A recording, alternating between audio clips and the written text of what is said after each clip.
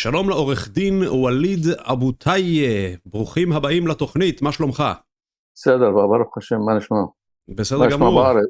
מה נשמע בארץ? בארץ תלוי את מי אתה שואל, מי שרואה חדשות אני בטוח שלא מבסוט בכלל ממה שקורה, אני נמנע מחדשות, אבל גם אני מבין שהמצב לא טוב, ובוא נדבר על זה רגע, בוא נתחיל, קודם כל בוא נציג אותך, מי שלא מכיר אותך, תן לנו ככה את המשפט שמסכם מי אתה ומה אתה. אני עורך דין וליד אבו טיייה, אני יליד נצרת, אני חי בנצרת, אבל מרכז החיים שלי בירושלים, כבר 45 שנה, וגם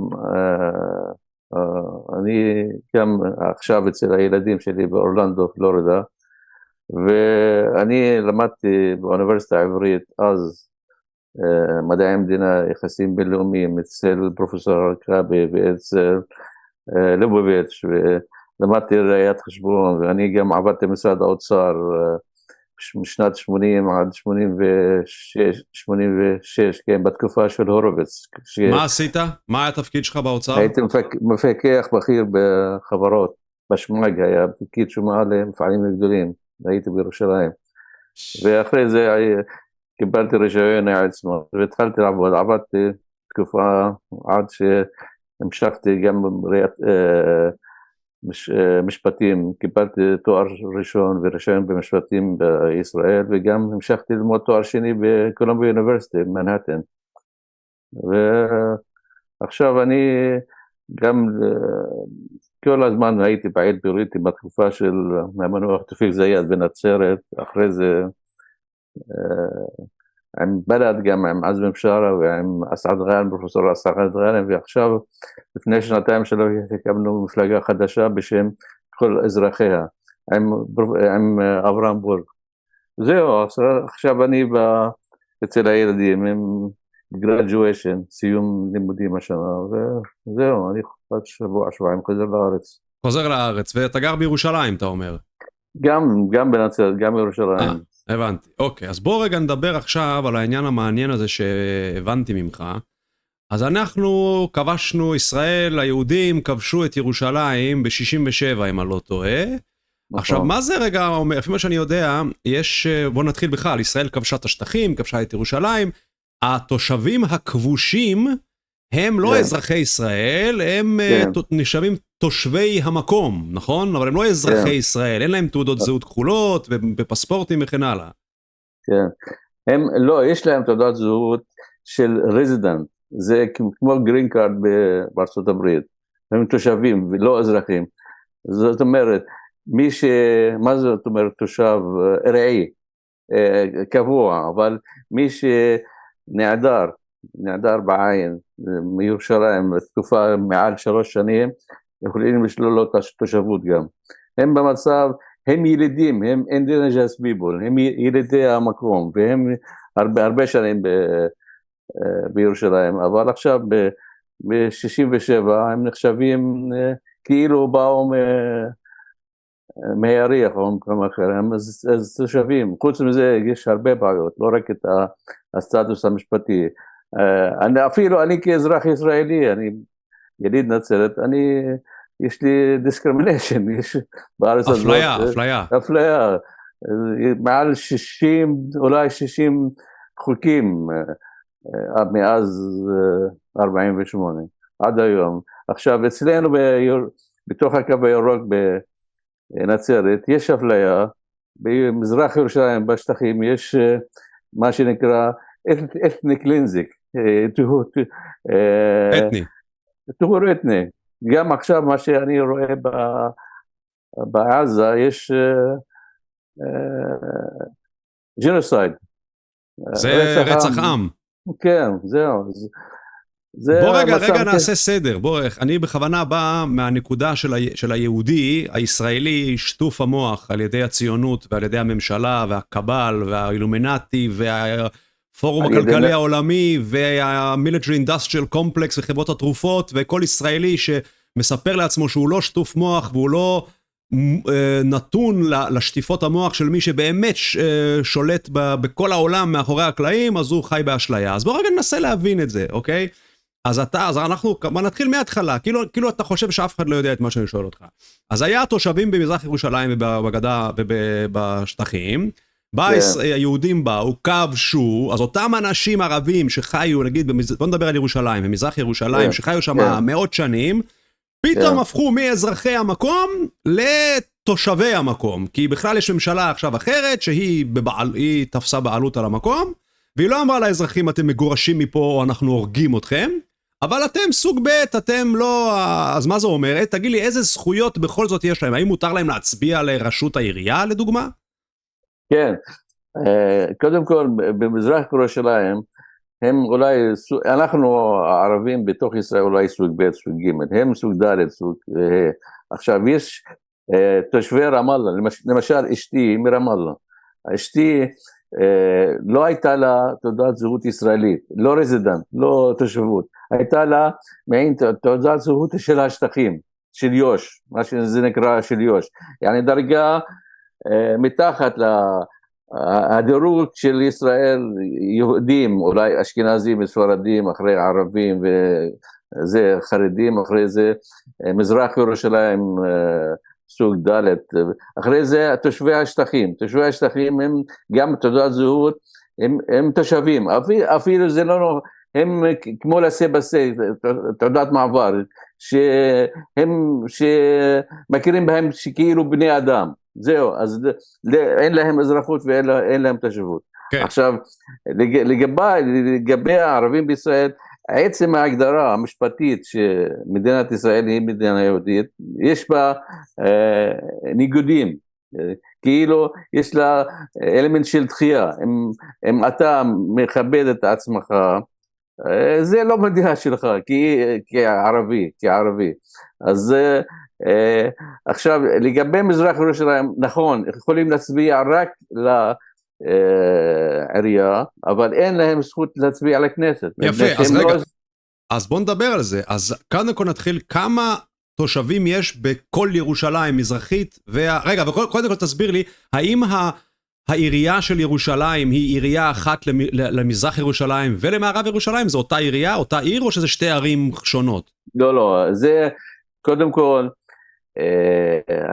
מספר התושבים כולל היהודים במזרח ירושלים 1,000,000 תושבים, 600,000 יהודים ו400,000 ערבים.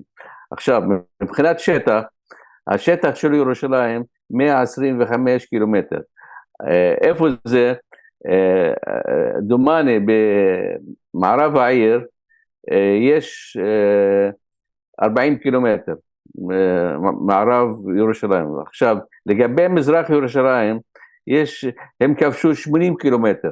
המזרח ירושלים, השטח של מזרח ירושלים בערך 80 קילומטר. עכשיו, התושבים היהודים, האזרחים היהודים של ירושלים, הם 600,000.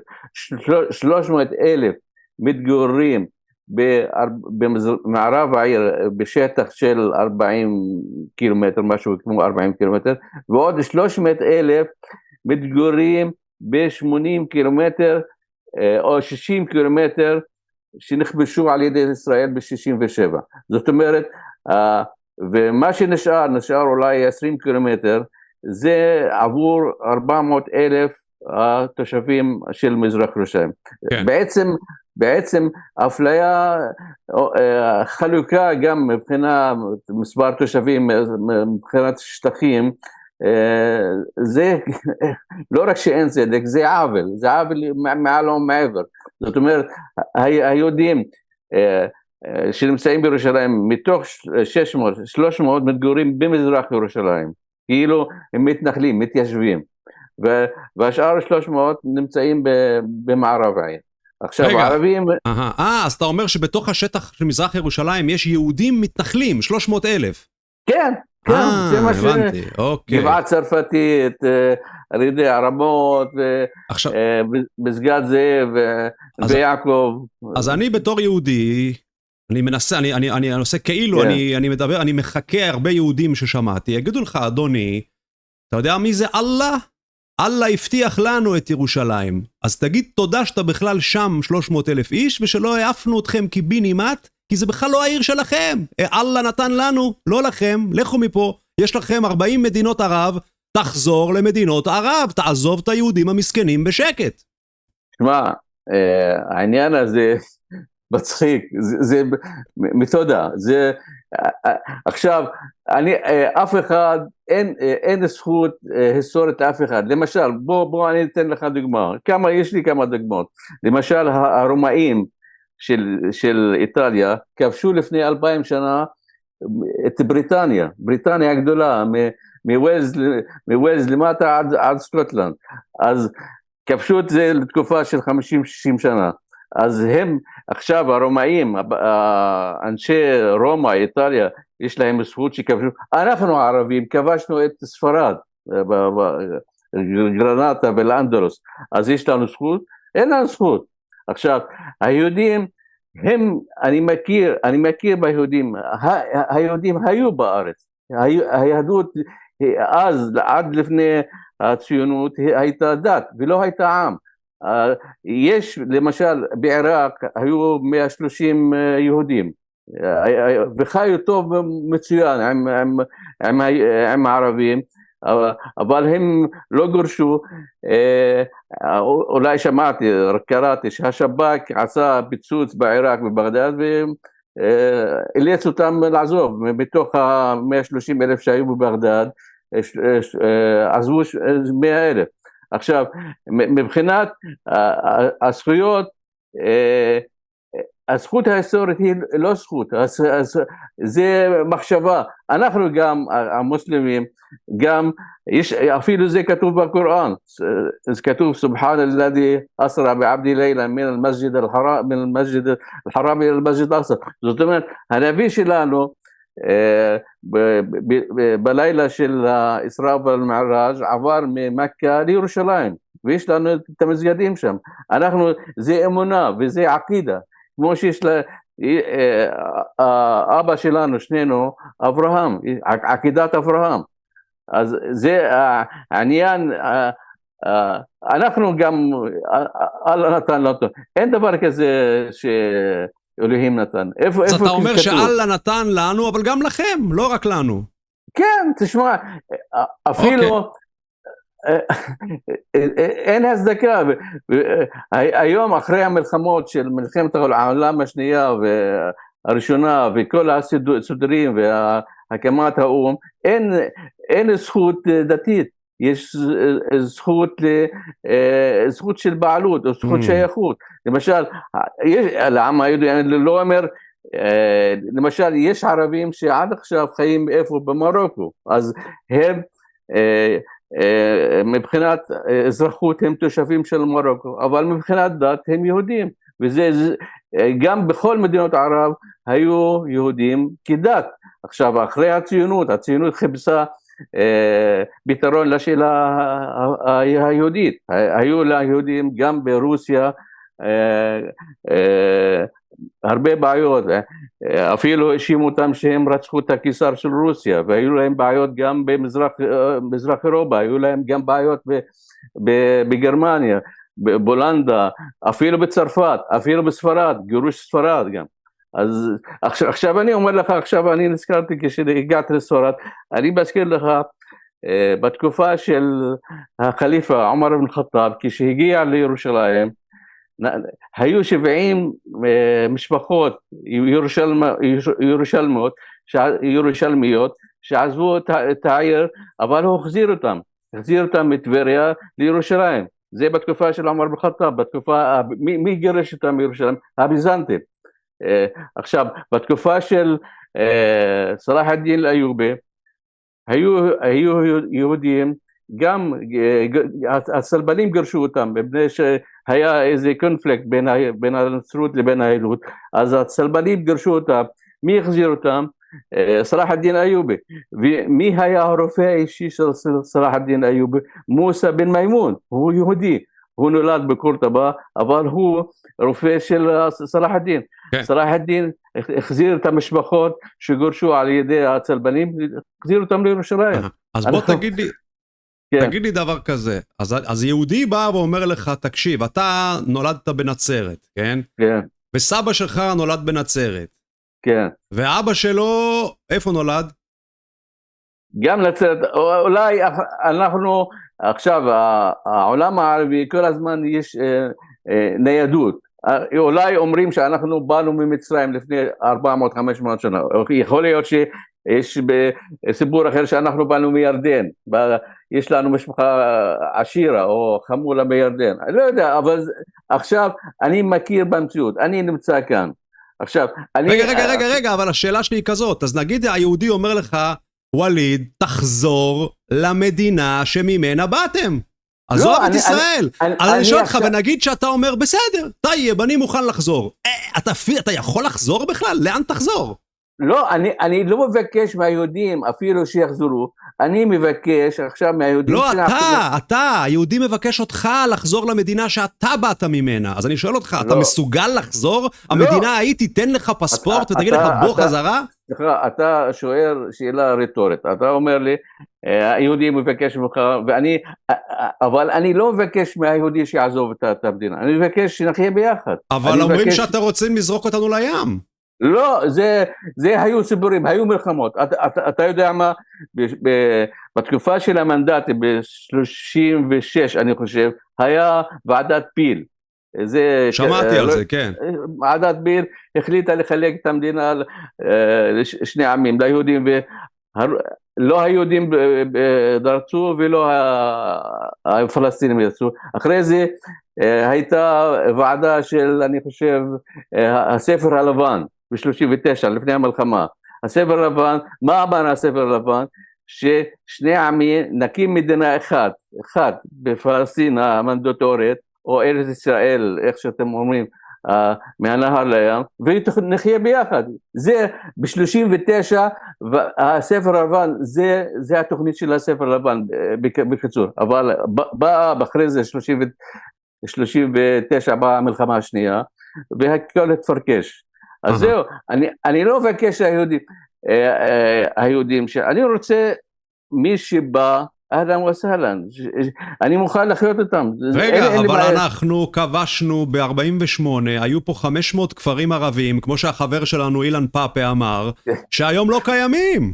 היום ליד נתניה, חדרה, זיכרון, היה כפרים ערבים, היהודים טבחו, הרגו, שרפו את הערבים, זה מלחמה, אז ניצחו במלחמה, גירשו את הערבים קיבינימט. איך אתה מרגיש לגבי זה? אתה סולח ליהודים? אתה מוכן לחיות עם היהודים האלה? כן, כן, הייתה החלטה של האום, אני חושב 184 או 191 או 184, של להחזיר את הפליטים. למה לא יחזרו? אני למשל, הסבא שלי מצד אמא, הוא פליט ממגדל העמק, על יד נצרת, בין נצרת לחיפה. אז אני יודע שלקחו את האדמה ובנו בניינים שם, אני מוכן לקבל על יד זה, יש שטחים ריקים, אני מוכן לבנות בית שם או משהו, אני מוכן לחזור לשם, כל הכפרים שאנחנו מוכנים לחזור לשם, וזכותנו לא לחזור לשם. למה? אני חושב, האידאה שלי עכשיו, אני כבר בן 70, האידאה שלי לעשות מדינה אחת לכל תושביה, לכל אזרחיה, מהנהר לים. אין בזה שום פסול. לא רק שאין בזה פסול, אין שום פתרון אחר. תראה מה קורה עכשיו. חיזבאללה וחמאס מכל הכיוונים, וישראל עוד מעט תהפוך להיות, כל הצפון לא יהיה מיושב, ובדרום אי אפשר ללכת, הוא יתרכזו בתוך תל אביב ובמרכז. מה זה לא עדיף לחיות עם הערבים בשלום? בחייאת, כמה זמן, מתי התעוררו כבר? כאילו זה אבסורד. הערבים נדיבים, אתה יודע מה זה נדיב? הוא קרים, כן, כן. והם מוכנים לקבל כל בן אדם זר. אפילו בתקופה של הטורקים הייתה תוכנית של המליות, בתקופה של עמר בן אל-ח'טאב, בתקופה של איך השנייה, סלאח א-דין, בתקופה של הטורקים עשו ליהודים מעמד מיוחד, מעמד של המילה. אתה יודע מה זה מילה? ברית מילה? לא ברית מילה, לכל קבוצה של דתיים יש להם את הכנסייה שלהם או את החוקים שלהם, כאילו השריעה שלהם, לכל מילה, לכל קבוצה, למשל המוסלמים יש את השריעה האסלאמיה, הנוצרים יש את השריעה של... לנו את התלמוד ואת הגמרא וכל הזה. ולשמור על בתי הכנסת, וזהו, אז העולם הערבי הוא בטוח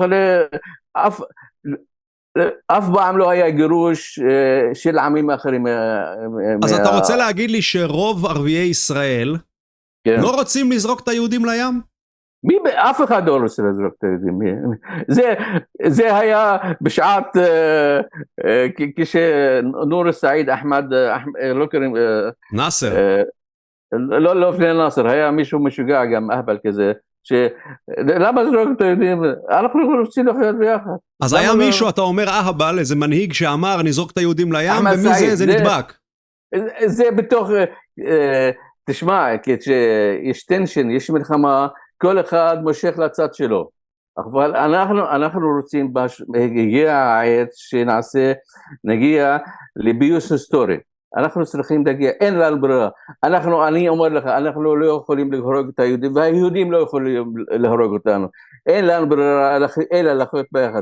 להגיע להסדר מדיני. עכשיו, הסדר מדיני, אני רוצה, כשאני מגיע להסדר מדיני, אני לא רוצה ביצועים מהיהודים. זאת אומרת, אני לא רוצה לנקום ביהודים.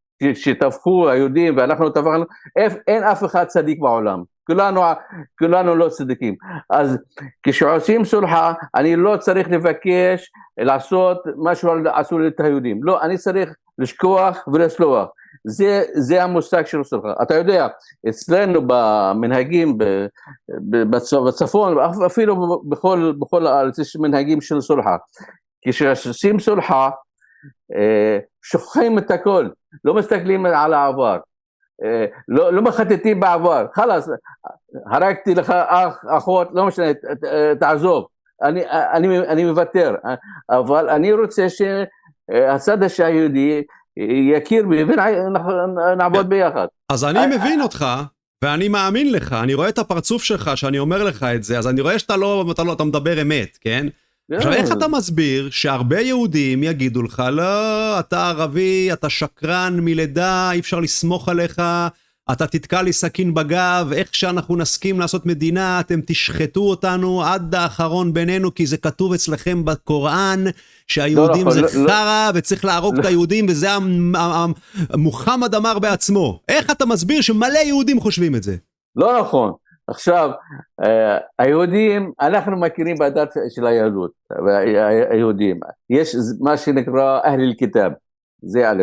עכשיו, ב', היה לי ניסיון בנצרת, כשהיינו בנצרת, אח שלי הייתה לו בעיה עם אשתו וגירושים וכל מיני דברים, לא משנה, והיה בין החמולה שלי בנצרת לעוד חמולה. התחלנו אחד להרביץ לשני וזה השרף רכב לשני וזה, אבל בסוף הגענו, אז אנחנו צריכים להגיע לסולחה. כשהגענו לסולחה, אנחנו חזרנו ידידים, המבקרים לפני כמה חודש, כשהייתי בנצרת חודשיים, נפטר בן דוד שלי, המשפחה החמור, הגיעו תנחומים במסיבות, עוד שבוע יש לנו עוד חתונות, אז המשפחה היריבה הגיעה לנו, זאת אומרת, אנחנו צריכים לשכוח ולסלוח, אנחנו סולחים, אנחנו הרגנו ליהודים, והיהודים הרגו לנו. אני לא אומר ואני נגד הרגות, אני מגנה את כל רצח. עכשיו, מצד שני, אנחנו צריכים להמשיך בחיים שלנו, אין לנו ברירה אלא להגיע להסדר, להסדר של שלום. אז בוא נתקדם, נעשה כאילו imagination, אתה יודע, פנטזיה. אז נגיד שזה מצליח, שמחליטים לעשות מדינה אחת מהנהר לים, כולל עזה וכולל יהודה ושומרון וכולל תל אביב וכולל הצפון, והכל מדינה אחת עם 14 מיליון איש, כי בערך יש 7.5 מיליון ערבים, 7.5 מיליון יהודים. איך זה יקרה? בוא תדמיין לי את זה. פשוט מאוד. one person, one vote. זאת אומרת, לכל אחד, עכשיו צריך לשמור... אז אתה אומר, בכל בן אדם יש לו זכות בחירה, אתה אומר, יאללה, עושים בחירות, כמו בדרום אפריקה. יפה, אז עושים בחירות, ונגיד שוואלה הגיוני, שהיהודים יצביעו למען נציג יהודי, והערבים למען נציג ערבי, אולי יהיה פה ושם כאלה כמוני, שהם המשוגעים שיצביעו בשביל ערבי, במיוחד בכוונה, לא משנה, כל אחד... אבל יהיה פחות או יותר חצי חצי בפרלמנט. אתה יודע מה, נגיד שיש רוב ערבי קטן, נגיד בגלל אנשים כמוני, יש 52% רוב ערבי בפרלמנט החדש, ו48% יהודי. מה זה אומר? שיהפכו את זה למדינה אסלאמית, ויכריחו את היהודים להתאסלם, והרמדאן יהיה חובה על כל יהודי. אני לא מדבר על מדינה אסלאמית, אני מדבר על מדינה דמוקרטית. זאת אומרת, אנחנו צריכים לעשות קונסטיטוציה. חוקה. כן, ואנחנו צריכים לשמור על הזכויות הקולקטיביות של הצד היהודי, וזכויות הקולקטיביות של הצד הערבי. ולשמור על הזכויות האינדיבידואליות של היחידים, לכל אחד יש לו זכויות אינדיבידואליות, ואחרי זה צריך לבחור או פרלמנט אחד וראש ממשלה אחד שיתחלף, זה פעם יהודי ופעם ערבי, לפי הצבעה, ונחיה ביחד, ולבטל את כל החוקים שנמצאים במדינה, החוקים כגזעניים. למה יש לי קרובי משפחה, למשל הדודים שלי, הדודים ממש אחים של אבא שלי, שלא הצליחו לחזור לארץ ב-48,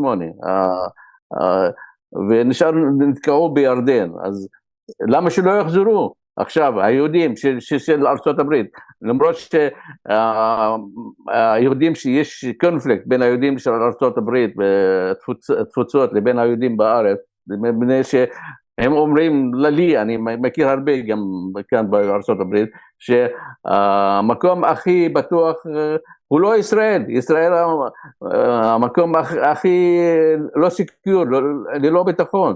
אז אנחנו צריכים גם לשמור על הזהויות שלנו.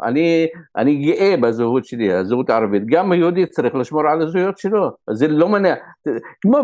כמו בלגיה. בלגיה יש שלושה ניישן, 3 עמים. צרפתים, אני חושב, צרפתים וגרמנים ועוד...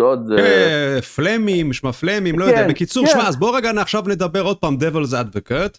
אז יבואו ויגידו שתמיד יש קיצוניים, כאילו שהחמאס והאלה ימשיכו לפעול נגד מה שאתה אומר עכשיו, ויפוצצו וישחטו ויחטפו ויהרגו ויאנסו, כדי לחבל במה שאתה אומר. רוב העם, אני אגיד לך, רוב העם רוצה לחיות. מספיק, אנחנו כבר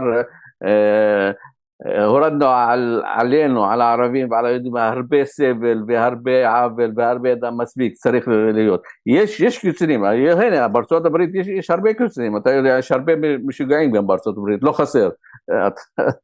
לא חסר בארצות הברית. אני לא רוצה להגיד לך את השמות, אבל צריך להגיע, כשמגיעים להסדר צודק, אתה הורס את הקיצונים, אתה מבטל את הקיצונות. כשאתה נותן, אני גם לא רוצה לחפש נקמות. אתה לקחת את האדמה של הסבא והוא רצח את הבן דוד שלי, אני שוקע, אני סולח, אני מוותר, אני מוחק, הכל מתחילים מחדש, לחיות כמו בן אדם, כמו שחיים באירופה. מדהים.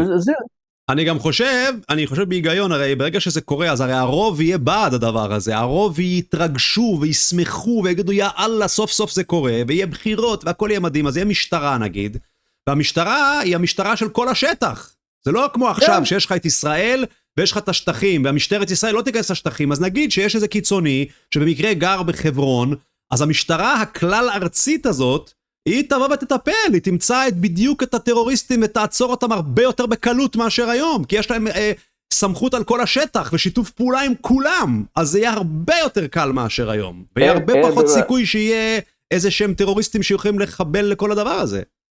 אין ברירה, שתי מדינות, זה לא, כבר חושבים על זה הרבה זמן, 30 שנה אחרי אוסלו,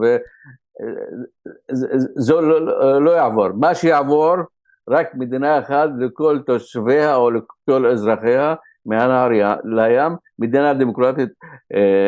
מי שרוצה להיות מוסלמי הדוק שיהיה, מי שרוצה להיות חרדי שיהיה, בתקופה של העות'מאנים, התוכנית של המלות, לכל קבוצה, לכל כת או לכל קבוצה אתנית, יש את החוקים שלה, חוקים לאומיים. ומותר לה פשוט לחיות לפי החוקים שלה, מצוין. כן, תיקח למשל את הסאמרים שנמצאים בשכם, היהודים, הסאמרים. השומרונים. שומרונים, כן, הם חיים אחלה אישה, אחלה חיים. אז מי שרוצה להיות הדת שהיא ביני לבין אלוהים, לא צריך לערב. הפרדה עם דת למדינה. טוב, בוא רגע ניכנס לירושלים. עכשיו, מה אני רוצה להגיד? אני הבנתי ממך שלמרות שיש 400,000 תושבים ערבים בירושלים, ויש להם את הזכות להצביע לראשות העירייה, הם לא עושים את זה. הם לא עושים את זה נגד עצמם, כי הרי מה, אם הם היו מצביעים, היו יכולים להכניס נציגות לתוך יש שם רק ממשל יהודי לחלוטין, שעושק את הערבים, לוקח להם את הזכויות, ואתה אומר, ריבונו של עולם, לערבים יש זכות להשפיע ולהצביע, אבל הם בוחרים לא לעשות את זה. מה זה? תסביר לי למה. אני אסביר לך. יש מה שנקרא קונצנזוס לאומי. הקונצנזוס הלאומי שלהם, מאז התקופה של עבד אל-נאצר, מאז 67 בספטמבר, הישיבה של חרטום, לא להכיר בישראל, לא לנהל משא ומתן ולא לעשות שלום עם ישראל. זה הקונצנזוס הלאומי אז, מאז הם חשבו, תקועים בקונצנזוס הזה. מי זה הם? אותם ערבים בירושלים שלא מצביעים? כל הערבים, כל העולם הערבי. עכשיו, אחרי כמה שנים, ב-79, בא סאדאת, מה אמר? אמר, אני מכבד את הקונצנזוס הערבי, שלא להכיר בישראל, אבל אני רוצה לעשות שלום. אבל יש לי אינטרס לאומי, לא רק קונצנזוס, יש לי אינטרס לאומי. האינטרס הלאומי שלי הוא להחזיר את סיני.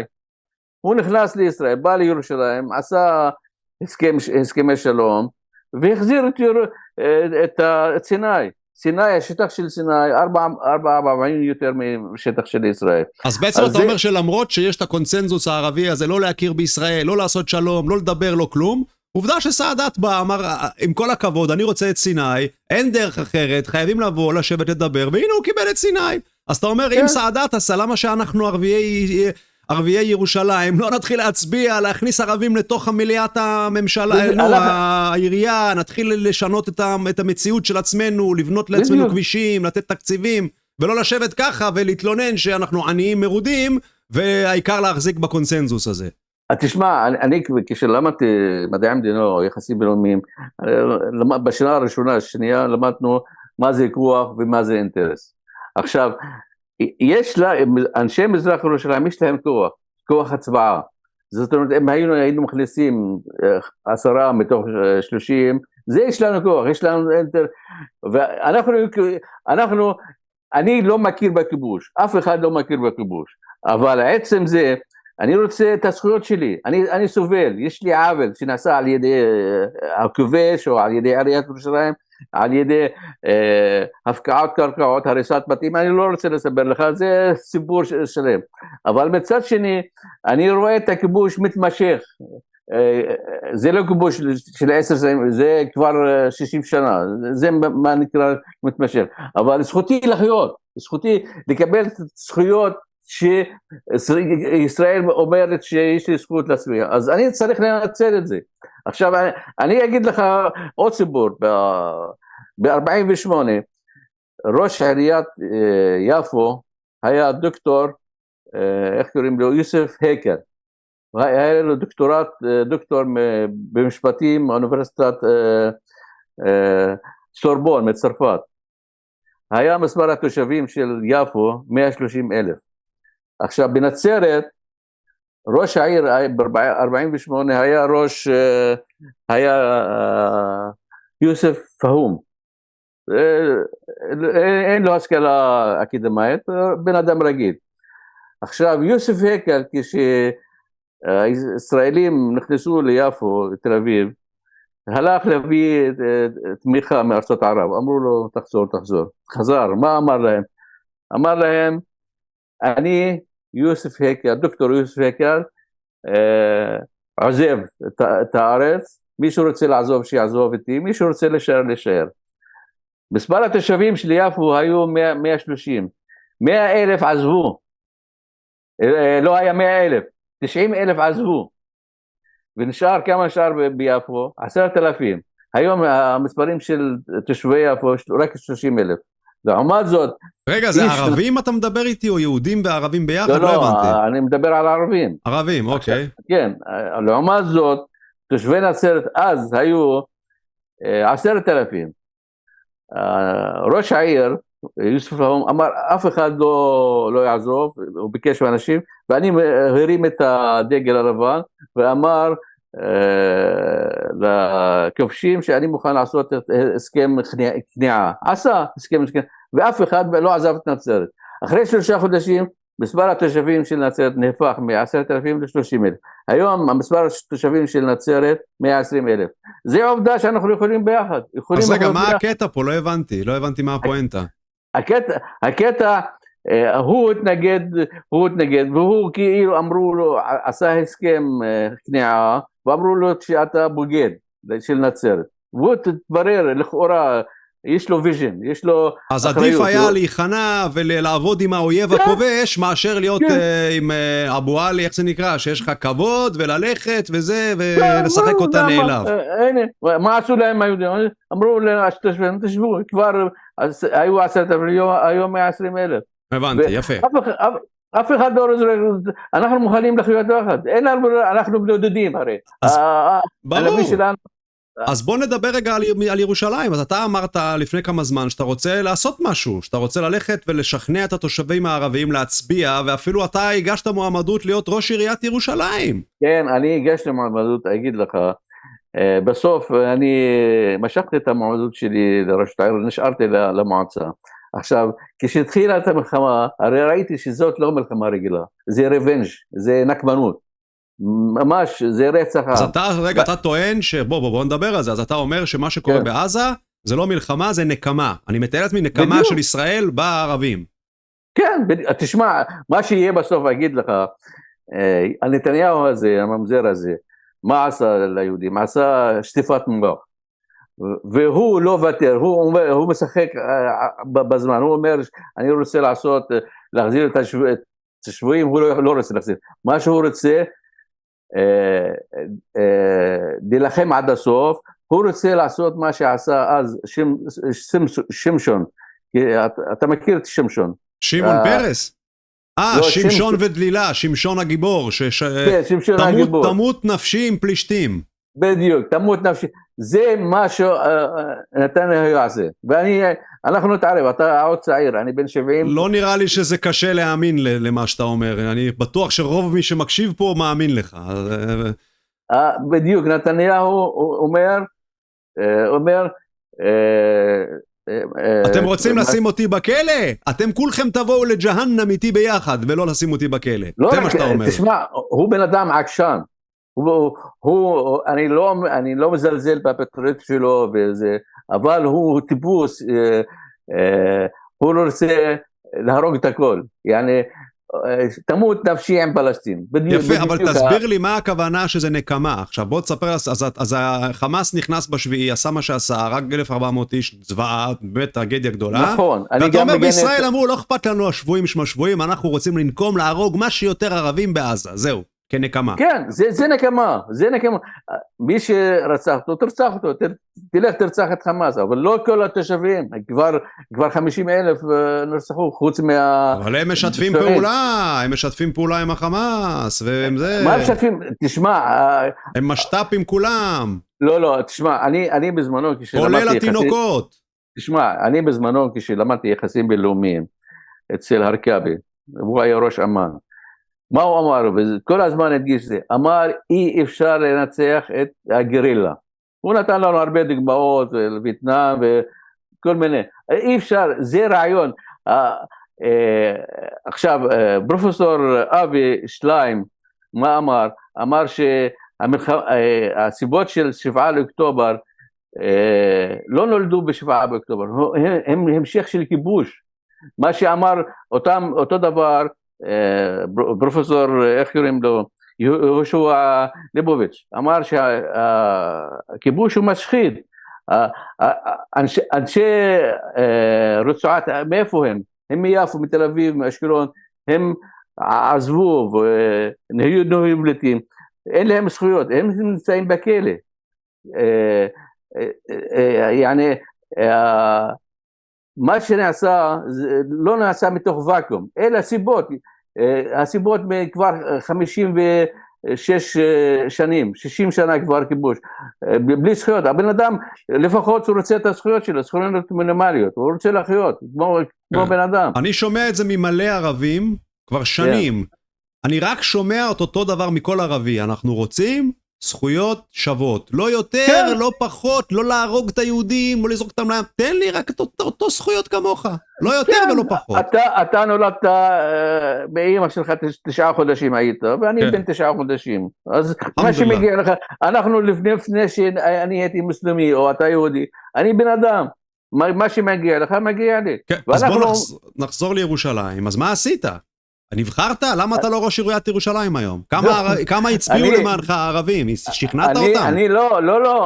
אני משכתי את ההתמודדות של השבועיים הראשונים, דחו את הבחירות לפברואר, אני אחרי שנמשכה המלחמה יותר 20 יום, משכתי את המועמדות שלי. הבנתי, אז רגע לפני זה, אז מה, אז אתה הלכת לאבו מאזן וקיבלת, שאלת אותו, אתה מאשר לי, לא מאשר לי, מה היה בדיוק, ספר לי. כן, כתבתי מכתב לאבו מאזן, אמרתי לו, אני פלסטיני מנצרת, יליד נצרת, אני כבר 45 שנה בירושלים, אני חושב, אנשי מזרח ירושלים הם מקובחים ואין להם זכויות והריסת בתים והפקעות קרקעות, ואנחנו צריכים לפחות לדרוש להפסיק את הריסת בתים, זה העיקר, הריסת בתים והפקעות קרקעות, וצריך מישהו שירים את הידו, שידפוק על השולחן בעירייה או יש לו כוח להשתתף. אמר לי אני לא מתנגד, אמר לי 5 נקודות אני זוכר, אז הוא נסע לסין, אני חושב. רגע, לא רואים אותך, תשב באמצע, לא רואים אותך. ככה, כן. אז הוא שלח לי תשובה שאמר לי, אל תדבר פוליטיקה. אמר לי, הבעיה של ירושלים מאוד מסובכת. אמר לי, תתייעץ עם הערבים בישראל. מה אמר לי? אמר לי, אל תדבר פוליטיקה. תתמקד בזכויות וחובות, בעניין של שירותים, שירותי עירייה ודברים כאלה. ואמר לי בסוף, אני חושב, תעשו בריינסטורם, תשבו סיעור מוחות. סיעור מוחות, כן, ישבנו, החלטנו, כולם החלטנו שכן. מי זה אנחנו?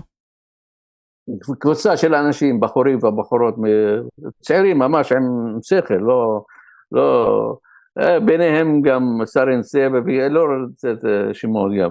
לא, אבל אנשים מירושלים, כל מיני מובילי דעה כאלה, ירושלמים, הרי הם משלמים את כל המסים, את כל החובות, אבל לא מקבלים שום זכויות, הם משלמים ארנונה, משלמים מע"מ, מס הכנסה, מע"מ, ביטוח לאומי, מה יש, היטל השבחה, אני מומחה למסים, אז הם משלמים את הכל. עכשיו, מבחינה תקציבית, אני חושב, אני מעריך, אז היה תקציב של עיריית ירושלים, אתה יודע, התקציב מורכב מתקציב רגיל ומתקציב של בטוח. שני התקציבים היה בערך 6-7 מיליארד דולר, אז, כן, של עיריית ירושלים. עכשיו, בתוך זה 2-3 מיליארד דולר ממזרח ירושלים. חוץ, כסף, כסף שהם שילמו, הערבים של מזרח ירושלים שילמו מיסים. אגיד לך, ההתנהגות של מזרח ירושלים משלמים את המיסים בכדי לשמור על התושבות שלהם, אחרת הם מאבדים את התושבות. הם נאלצים, يعني מבחינת התנהגות, הם התנהגות טובה שהם משלמים את המיסים, למה אחרת הם יזרקו אותם בירושלים. אתה מבין? מעניין אותי הדתיים היהודים ששומעים את זה, מה אתם באמת מאמינים שאלוהים רצה? אלוהים רצה שהיהודים יבואו ויכבשו איזה עם שנמצא פה, ויעשקו אותם, ויעשו כל מה שעורך דין וליד פה מספר, והוא לא ממציא שום דבר. בואו תיסעו למזרח ירושלים ותראו בעצמכם אם הוא משקר או לא. זה מה שאלוהים רצה, זה העם הנבחר, זה מה שאתם רוצים? אני לא מצליח לתפוס את זה בכלל. אני אגיד לך אחרת, אני הרגשתי גם בצד הישראלי, או הממסד, או העירייה, לא רוצים שהערבים ישתתפו בבחירות, הם רוצים כל התקציב לחלק, לא רוצים שאף אחד ישתתף בעוגה. זאת אומרת, הם רוצים את ההכנסות מהמיסים, ולא רוצים לחלק את העוגה כן, אתם כמו העבדים, אתם העבדים. כן, בדיוק כך. אז תגיד רגע, אז מה היה? אז ישבתם, החבר'ה החכמים והטובים והצעירים, והחלטתם יאללה עושים את זה, והגשת מועמדות, וכבר, ונראה לך, מה הלך הרוחות היה על מה דיברו האנשים? האנשים אמרו, וואלה, אני הולך להצביע פעם ראשונה בחיים? כן, אנחנו היינו מדברים על 5-6 מנדטים שם, אבל מה שבא המלחמה, הרסה את הכל. למה הרסה? כי היא גרמה לך להפסיק, לא לרצות להיבחר יותר ולבטל את הכל. זה נקמנות, אתה רואה שהצד השני רוצה לנקום בך, ונכון, יש... אז זה עוד יותר סיבה להיכנס לעירייה, עוד יותר חשוב. יש שכל ויש לב. השכל אומר להיכנס, אבל הלב אומר שלא, גם מבחינה דתית, הוציאו פתווה, אתה יודע מה זה פתווה? לא. פתווה זה פסק דין שרעי. פסק דין שרעי שנגד ההשתתפות. זה כמו פסיקת רבנים, אצלנו אז אצלכם פסיקת האימאמים. אבל למרות זאת, אני מצאתי פתרון לזה. מה הפתרון של פסק דין שרעי? יש אצלנו עיקרון שהצורך מבטל את האיסור. יש גם פתגם בזה. כמו פיקוח נפש דוחה שבת. בדיוק. זה לא הייתה בעיה, אבל הבעיה המרכזית, השכל אומר לי דלך, אבל הלב אומר לי, בני העם שלך נרצחים, עד מתי? אני לא אומר שהרצח ועוול הוא לשני צדדים, אני לא אומר שאנחנו צודקים או אתם צודקים, שנינו בני דודים מתנהגים כמו טיפשים, זהו, מספיק. שמע, אני לפני 30 שנה היה סכסוך בין סטודנטים באיפה? בהר הצופים, סטודנטים מנצרת, אחד נוצרי ואחד מוסלמי, אז רצו להביא כל אחד את החמולה שלו ועשות, אתה יודע, אמרתי להם, שבו, תשתו קפה, תלחצו, ואחד ייתן נשיקה לשני, ומאז הם חברים. צריך לעשות סולחה, ממש מה שעושים אצלנו סולחה צריך לעשות, ולשכוח את הכל. אבל לא כתוב בקוראן להרוג את כל היהודים, כתוב משהו שמאחורי כל עץ טלבן מתחבא יהודי, ואתה תבוא ותהרוג את היהודים מאחורי העץ. אין דבר כזה, אין דבר. תשמע, בקוראן, אני לא הכי מומחה בקוראן, אבל דומני, יש המילה שלום, הוזכרה בקוראן אולי 150 פעם. המלחמה הוזכרה בקוראן פעמיים או 3. זהו. עכשיו, הנביא אז עשה הסכם עם היהודים כשהוא נסע ממכה למדינה, עשה הסכם עם היהודים. ממש היה הסכם כבוד, שזה כל אחד ישמור על הזכויות שלו. עכשיו, אדרבה, אחרי זה... לא רואים אותך, שב באמצע. אחרי זה היה הסכם אל-חודייביה, הסכם פיוס בין המוסלמים לבין הכופרים, מהערבים היו כופרים, לא רצו לרצוח את הנביא, אז הלך אליהם, נסע ממדינה למכה, ואז עשה איתם סולח, ואחרי זה הכל נגמר. זה המושג של הסולח, זה מושג חברתי, משפטי, לא יודע מה, אין דבר אחר חוץ מלהגיע לפיוס היסטורי, ואין נקמות. שמע, היו בעיות בספרד, בין מלחמת האזרחים בספרד, בסוף ישבו ועשו סולח, היו גם מקדוניה, ישבו ועשו סולח, אפילו בגרמניה ליהודים לפני 80 שנה, היו רצח של עם, אבל בסוף ישבו ועשו סולח. כן, ועד היום משלמים פיצויים אפילו על הסולחה. אז תגיד רגע, אני הבנתי שהאסלאם, אתם מאמינים בתורה, בתנ"ך היהודי, בתורה. כן, זה אהלי כתב, נכון.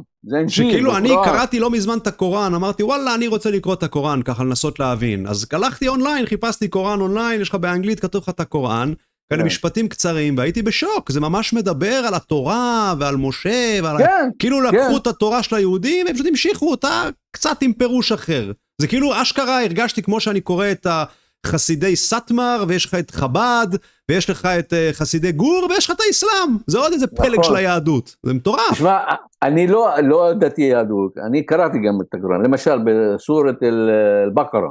מה זה? סורה, זה כאילו הספר, מה שכתוב. הפרק של בקרה, זה הפרק של בקרה. הוא מדבר על היהודים שיצאו ממצרים, ומדבר על פרעון שרצה לרצוח את משה וזרק אותו לים וניצל. מדברים על זה שהיהודים כשעזבו את מצרים הלכו לסיני והיו 40 שנה והביא להם מים והביא להם אוכל וביקש מהם להביא פרה, לרצוח פרה. אמרו לו איזה פרה? צהובה, אדומה, כל מיני. כן, אז זה כתוב בקוראן, מה שאתה אומר עכשיו. כן. אז אני שואל את עצמי, אם כתוב בקוראן כל כך הרבה על אותם סיפורים של התנ"ך היהודי, אז איך יכול להיות שאתם שונאים את היהודים ורוצים להרוג את היהודים? זה כמו להרוג את השורשים של עצמכם, זה לא הגיוני. לא, אנחנו לא שונאים, זה שקר, איך אומרים brain watch. כן, שטיפת מוח. שטיפת מוח, מי אמר את זה? לא נכון. אתה יודע, לפני 48 היו הרבה חתונות בין יהודים לבין מוסלמים ובין נוצרים. אין שום מנעה בכלל. אנחנו אהלי כיתב, אנחנו מכבדים את האנג'יל ואת התנ"ך, וזהו, אנחנו... אין, אפילו אירופה, שהיא אומרת שהיא דמוקרטית, היא לא, היא גירשה את היהודים, מרוסיה עד ספרד, עד גרמניה, עד צרפת. אצלנו, האסלאם אף פעם לא גירש את היהודים. הביזנטים גירשו את היהודים, הצלבנים גירשו את היהודים. אפילו אמרתי לך כבר, חליפה עומר בן ח'טאב החזיר משפחות שגורשו מירושלים על ידי הביזנטים. 70 משפחות בטבריה החזירו אותם, אפילו סלאח א-דין, ואתם מכירים, סלאח א-דין החזיר את היהודים לירושלים. מה לגבי הלבנת בתים? מה זה היוזמה שלך להלבנת בתים? מה זה הלבנת בתים? לא הלבנת עבירות בנייה. הרי בעיריית ירושלים, בכל הארץ, יש איזה 20,000 בתים ללא רישיון. גם אצלנו בנצרת, בכפרים, למה שאין בתים? המוסדות, העירייה לא מנפיקה היתרי בנייה. כן. אז למשל, יש לי מגרש בנצרת, אני בונה. הם לא רוצים שתבנה. אותו דבר, ויותר קשה גם במזרח, לא נותנים היתרים, הורסים בתים, לא בנים. למשל, בתוך הקו הירוק, כבר בנו 70-80 יישובים ליהודים. אף יישוב ערבי לא קם. אף יישוב ערבי. עכשיו, במזרח ירושלים, יש הרבה בתים שנבנו, עכשיו, והם הורסים את הבתים. עכשיו, הם משלמים כנסות, הרבה מאוד כנסות, מדובר על 400-500 אלף כנסות, רק זה כנסות טרם קבלת היתר. מה הפתרון שלי לפני חודשיים, לפני שנסעתי לכאן, הפתרון שלי תוכנית הלבנת בתים, זאת אומרת, איפה שיש בתים שניתן להכשיר את החריגות שלהם, לתת להם היתר, כשאתה נותן היתר, אתה גובה כספים, אתה גובה היטל השבחה, מס שבח, היטל כבישים, כל דירה בירושלים מכניסה לעירייה בערך 50, היום 60-70 אלף דולר לעירייה, לקופת העירייה, יש 20,000, אתה יכול להכניס מיליארדים של בתים, אתה מכשיר. אני לא אומר שמי שבנה על הכביש, בכביש צריך להרוס לו, אבל מי שבנה בבית שלו, אין לו חריגות, צריך לתת לו, לאשר לו, וזה, אתה מלבין את החריגות איפה שניתן. אני גם למדתי תכנון בנייה בתואר שני, שניתן להכשיר בנייה עם חריגות 10-20%, 30%. אז להכשיר את הבנייה, ואפשר להכניס לעירייה בתוך 4-5 שנים 6-7 מיליארד דולר, הבנתי. בתוך וזה עניין של ווין ווין. תגיד לי בבקשה, מה לגבי הרעיון שלך להקמת עירייה נפרדת למזרח ירושלים, והמכתב ששלחת לאום לגבי העניין הזה? כן, אני הכנתי את המכתב, ראיתי בהתחלה, זה לפני שנתיים, ראיתי שהעניין שלי להשתתפות בירושלים בעירייה לא מקובל, חשבתי, יש סעיף 3 בחוק של העיריות, פקודת העיריות, זה בתקופה של המנדטים, שכל קבוצה של אנשים מעל על דומני 20-30 אלף שיכולה לבקש להקים עירייה לבד. אז תושבי ירושלים מגיע להם להקים עירייה לבד. אז אבל אתה צריך להגיש את הבקשה קודם כל לשר הפנים. שר הפנים לא יאשר, דרעי, הוא לא יאשר, אתה יודע. מצאת לך מי שיאשר, כן. כן, אמרו לי, טוב, אבל בסופו של דבר אתה מכיר בכיבוש, אז לא משנה. אני כל הזמן חשבתי על ירושלים, לא, אני לא רוצה להיות לא ראש עיר, לא כלום דבר. חשבתי על ירושלים, שהיא עיר קדושה, לא שתדתית, שנעשה אותה סברטום, איך זה נקרא? קורבו סברטום. זאת אומרת, עיר כמו הוותיקן. עיר, אפילו בחלוקה של 48-47, שמדינה ערבית, במזרח כל ירושלים תהיה עיר מיוחדת, עיר פתוחה, עיר פתוחה לשלוש הדתות. אז אני חשבתי על הרעיון הזה, להקים את הרעיון הזה, אם הייתי מצליח, זה היה כאילו מדגם מייצג, כאילו מודל, אם אנחנו נצליח לחיות ביחד ולעבוד בעיריית ירושלים כמודל, כל השטח של ירושלים היא גדולה, 125 קילומטר, אז אם נצליח בתוך העירייה, אז זה סיבה, או זה מדגם מייצג, או מודל לכל ארץ ישראל, או כל פלסטין. זה הרעיון. אחלה רעיון. אז תגיד רגע, מה לגבי קומפלקס הפחד ההיסטורי של היהודים? היהודים מפחדים שנים כבר, אלפי שנים היהודים מפחדים. איך אתה רואה את זה מהצד שלך? הצד שלי, היהודים יש להם מה שנקרא מדור לדור, כל העמים קמים להכחיד אותנו. זה יש להם brain watch, שטיפת מוח. זה לא נכון. למה, הנה, היהודים היו בספרד, באנדולוס, עם הערבים. עכשיו, יש יהודים שאפילו, אני נפגשתי ב-93 עם אזולאי, שר בממשלת מרוקו, שהוא יהודי, הוא יועץ למלך שם. כל הזמן, תשאל את היהודים האלה שבאו בבגדד, מעיראק, כולם היו מרוצים, והיהודים, היו האליטה של העיראקים ושל הלובים, אפילו במצרים, עד היום יש יהודים במצרים, אפילו בביירות, יש בתי כנסת בביירות. נכון. אז רגע, מה דעתך על השעבולה אל-מוכתר, שזה העם הנבחר? היהודים מאמינים, אני מראיין פה אנשים יהודים שאומרים שאנחנו שעבולה אל-מוכתר, ואנחנו נלמד, אנחנו אור לגויים, אתה גוי, ואני יהודי, אני אלמד אותך איך לחיות. אתה, כולכם, כל העולם של הגויים, חכו ותראו שאנחנו היהודים נלמד אתכם, אנחנו נהיה אור, אתם תסתכלו עלינו ותגידו, וואו, ככה צריך לחיות כמו היהודים. זה מה שיהודים מאמינים, מה דעתך על זה? אתה צוחק, למה אתה צוחק? זה רציני. ליהודים יש עליונות, זה אחד העליונות, למה? אתה בן אדם, בן 9 חודשים, אני בן 9 חודשים, באיזה...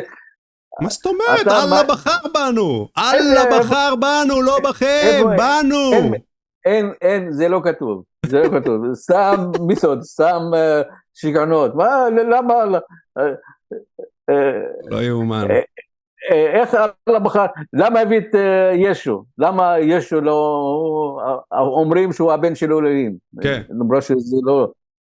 וואי, תגיד ליהודים, ישו, הם יורקים. יהודים דתיים שומעים ישו, פו, יורקים. כאילו זה הדבר הכי נורא בעולם. למה? איזה מין דבר זה? יש כאלה שחושבים שהוא הבן של אלוהים. אבל אתה יורק כשאתה שומע ישו? לא, למה? אני מכבד אותו, תשמע, זה נביא. הוא לא מוסלמי, הוא לא מוסלמי. אבל הכתב הוא נביא, אנחנו מאמינים בנבואה שלו, אנחנו מאמינים בנבואה שלו. כן, תשמע, אנחנו מכבדים אותו. יש לי הרבה חברים נוצרים בנצרת, אני למדתי, הייתי בכנסיות הרבה, ואני מכבד, אני אפילו אוהב אותם. הם גם דת משכילה, דת רחמנית. תשמע, אנחנו מכירים, ואפילו בתנ"ך, לא בתנ"ך, באנג'יל שלהם אמרו שעוד כמה שנים יגיע נביא, קוראים לו אחמד, לא מוחמד אחמד, זה אותו דבר. אז אנחנו, אהלי כתב, אנחנו מאמינים ביהדות, 3 דתות, אני מאמין ב3 דתות, אני לא, וחובה עלינו להאמין, כל מוסלמי חייב עכשיו, הבעיה של היהודים, יש עניין של הציונות, אני נגד הציונות, כמו שאמר חבר שלי אברהם בורג, הציונות היא, צריך לחסל אותה, זה ביגום, אתה יודע מה זה ביגום? כן, פגם. לא פגם, ביגום. פיגום, כשבונים בית יש פיגומים. נכון, אז צריך לפרק את הציונות, צריך לפרק, הוא היה, אתה יודע, והוא כתב את הספר של צריך לנצח את היטלר היהודי, יש אצל היהודים, היטלר, יש להם את הפחד הזה, היהודים מפחדים, למה שהם פחדו? אני לא מבין, למה שיפחדו? בורג בעצמו אמר, אני צריך לנצח את היטלר היהודי, למה? צריך לחיות ביחד, איך? עכשיו אני בארצות הברית, איך,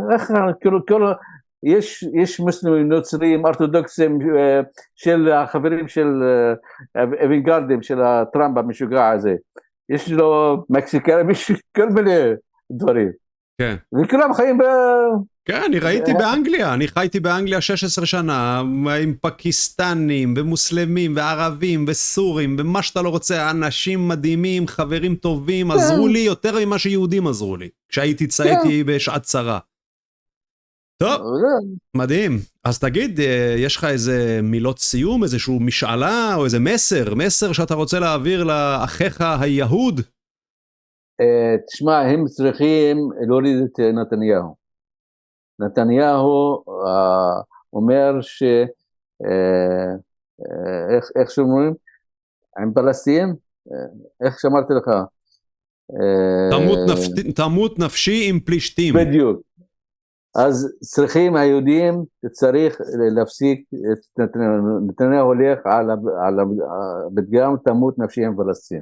צריך להוריד אותו משלטון לחשוב לעשות מדינה אחת.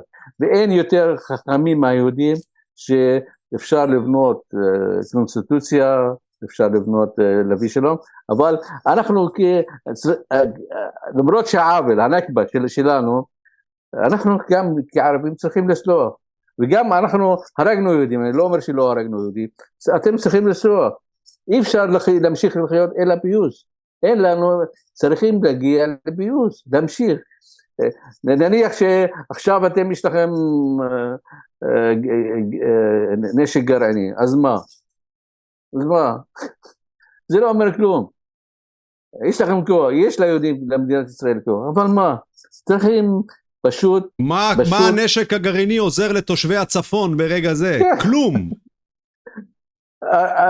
הראשונים שיהרגו הם היהודים בנשק, מאיפה? כל ישראל יהיה 20 קילומטר, כמה 10 מתל אביב לנהר ירדן, כמה 10-20 קילומטר, איפה תזרוק? מטול כרם לנתניה. כן, איפה תזרוק? איפה? כן, ברור. אין ברירה, לא שתי מדינות זה לא יעבוד, רק מדינה אחת, רק מדינה אחת,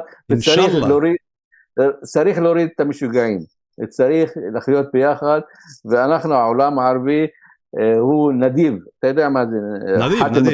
נדיב, קרים, בדיוק, הוא מוכן לקבל כל אחד, העולם הערבי נכון 400 מיליון, אבל השטח שלו ענק, כמו השטח של ארצות הברית כאן, ענק, אתה יודע מה זה ענק?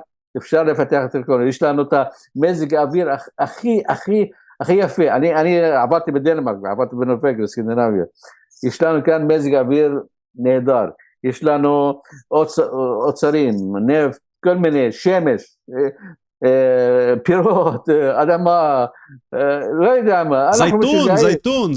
זיתון, אני אוהב את הזיתים, כן. חומוס, כן. פלאפל, כבר. כן, אז. אין לנו ברירה, שתי מדינות לא יעבוד, רק מדינה אחת, רק צריך לשים. אינשאללה. לסלוח ולשכוח. זהו, לוותר על זהו, אחרת אי אפשר. לגמרי.